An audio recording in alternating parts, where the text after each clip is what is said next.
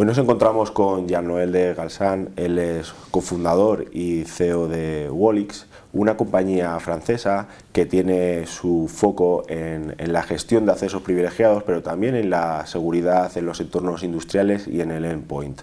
Llega a España en un momento un poco complicado, en 2020, en plena pandemia, y lo hace para ser un campeón de Europa, como en más de unas ocasiones ha dicho, con una tecnología que es desarrollada en el propio viejo continente y con la protección de los datos de sus empresas y de sus clientes en sus propios servidores también europeos. Además de esto, Jean-Nöel preside la organización Exatras, que es un clúster de 100 compañías francesas y europeas para el desarrollo de software de seguridad y de soluciones en la nube, y también es fundador de Cyber Impact Ventures, un fondo de 60 millones de euros que tiene como objetivo invertir y acelerar en startups francesas y europeas también especializadas en seguridad y en confianza digital. Menudo currículum, bienvenido y muchísimas gracias por estar hoy con nosotros, Jean-Nöel. Gracias. En primer lugar, bueno, te quería preguntar por el recorrido de Wallix en España. Aterrizó en España en abril de 2020, justo en plena crisis de la COVID-19. Lo hace tras la compra de dos empresas clave, que son Simax y Trastelem. Y me gustaría que me contaras un poco cómo ha sido la evolución en estos 2 años y si se han podido cumplir los objetivos que os marcabais, sobre todo derivados también de la crisis sanitaria que hemos sufrido. Puedo responder en español o en inglés, pero prefiero en inglés. No hay problema. I think that it was a particular period because a lot of people were at home. They needed to communicate, to exchange, to work, and we are like cybersecurity specialists. We are here to help the companies, the organizations, the people to use the digital applications, services continuously. So we are here to help, like a company, to help our customers and the partners working with customers to create digital applications always running, enabling them to work every day, every hour. So we have settled the company in 2020. We have around 15 people, between 15, more than 15 people in Madrid. And we have 2 activities in Spain. One is developing a software. We have an R&D lab working on least privilege technology, enabling to protect the endpoint against the risk of malware or ransomware or risk of which could stop the activity of a company. And because of cyber malwares and viruses, and we have an activity to promote the development of our company in Spain, as we consider Spain as one of the important market and country in Europe to build this global European champion in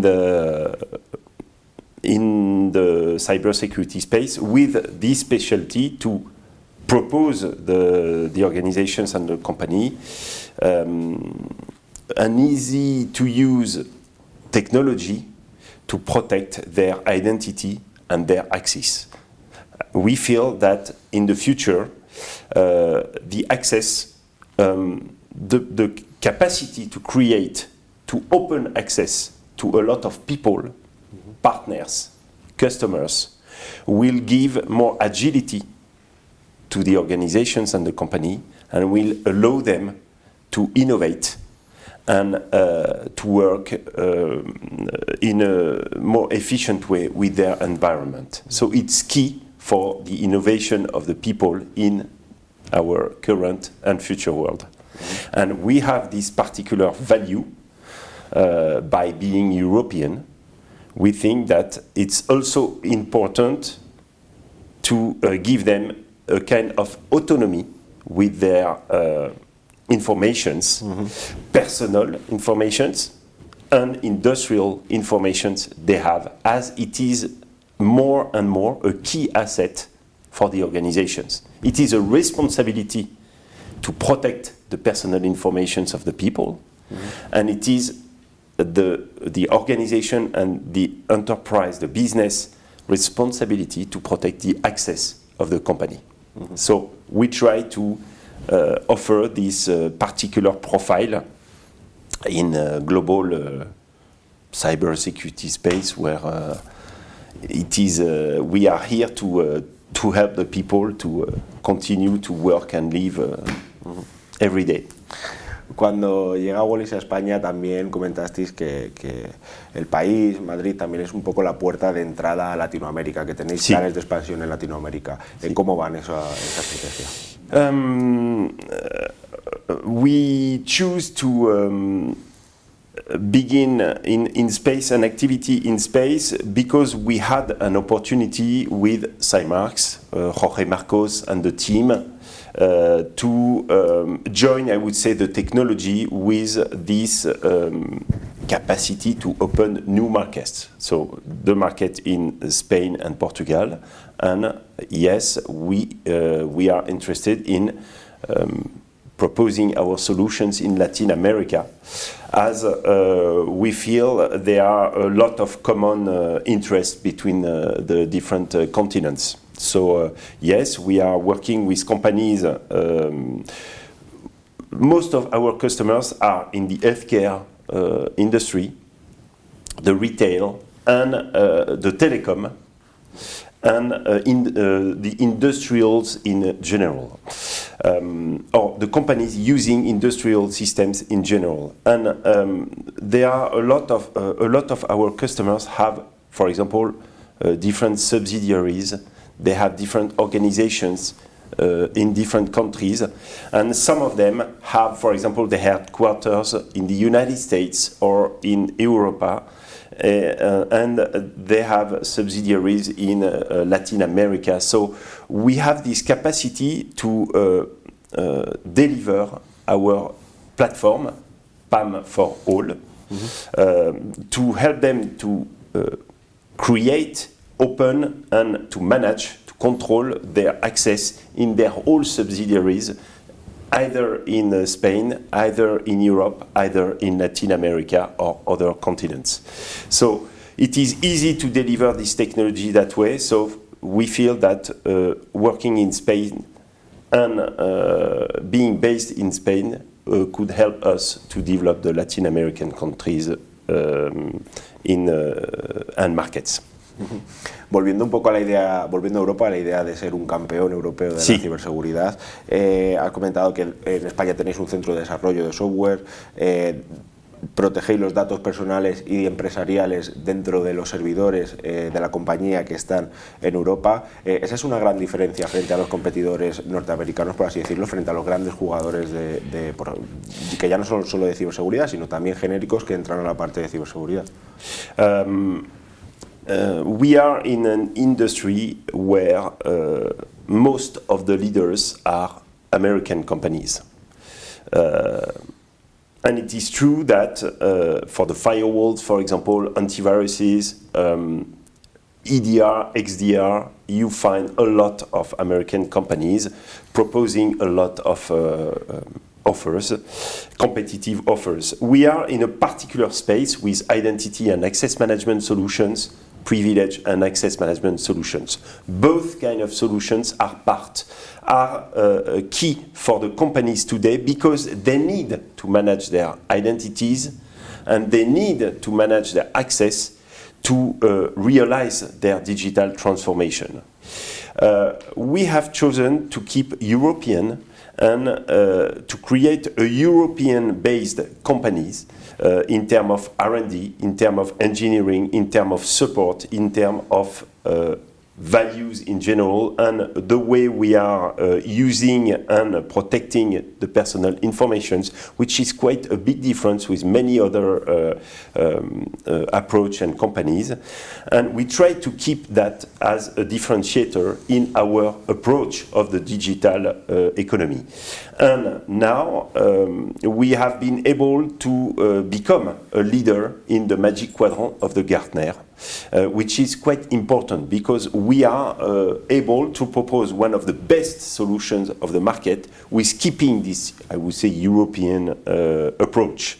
And I think that it's very important in Spain, as it is important in many countries in the world, when you are choosing the solution you are using. When you are choosing the digital environment you are trying to build for your company or your organization, it's important to keep in mind your short-term challenge, which is to keep your activity on and continuous, what we call the cyber resilience, and protect your company against the risk of cyber attacks.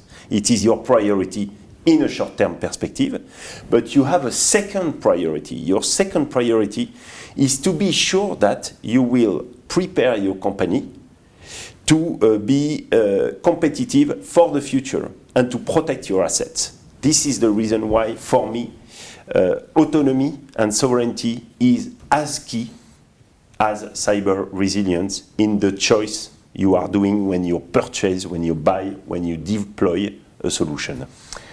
La Unión Europea está legislando sobre ello. Bueno, en 2018 ya se aprobó el Reglamento General de Protección de Datos, GDPR. Ahora ha sacado las leyes la Ley de Mercados Digitales y la Ley de Servicios Digitales. ¿En qué punto de madurez está Europa respecto a esa soberanía, esa carrera por la soberanía frente a otros bloques geopolíticos, ¿no? Frente a Estados Unidos y frente al bloque del sudeste asiático? ¿Estamos en una buena posición? It depends on the domains. I would say that, as I explained before, when you want to find, in terms of digital, in general, digital industry, we have lost many battles. For example, we don't have a lot of cloud companies, cloud industrials. We have telecom companies, very performing telecom companies, but we don't have cloud champions or a lot of cloud champions or cloud environments and cloud factories are as key, as critical as energetic or electrical factories today. Mm-hmm. Which means that in the future, each of us will have to connect to the network to use applications, digital applications, to communicate or to live, and our industries will be engined, motorized by these digital applications and hosted in these factories. So it's key for our countries in Europe to build our industries. So I feel that in terms of usage, we are advanced. Mm-hmm. In terms of needs, there are many investments coming because there are many new applications and evolutions which will change our daily life.